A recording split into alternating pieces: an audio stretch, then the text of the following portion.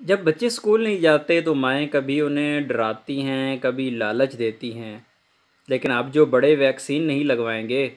ان کو بھی ڈرایا بھی جا رہا ہے اور ان کو لالچ بھی دیا جا رہا ہے۔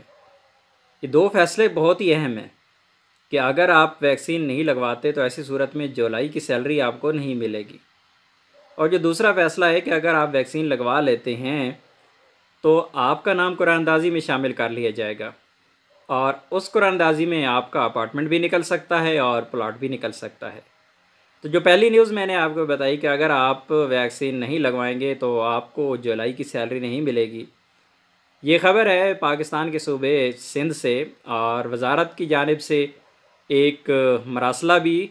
جاری کر دیا گیا ہے جس میں بتایا گیا ہے کہ اگر سرکاری ملازمین ویکسین نہیں لگوائیں گے تو جولائی کی سیلری ان کی روک دی جائے۔ اور دوسری جو خبر ہے اس کا تعلق ہانگ کانگ سے ہے۔ ہانگ کانگ نے اعلان کیا ہے کہ جتنے بھی ان کے شہری ہیں ویکسین لگوائیں، قرآن اندازی میں شامل ہو جائیں، اور قرآن اندازی میں ان کا اپارٹمنٹ بھی نکل سکتا ہے اور پلاٹ بھی نکل سکتا ہے۔ دنیا کدھر جا رہی ہے؟ تو اگر آپ بھی سندھ کے شہری ہیں اور آپ سرکاری ملازم ہیں تو آپ کی تنخواہ رک سکتی ہے، اگر آپ ہانگ کانگ میں ہیں تو یقیناً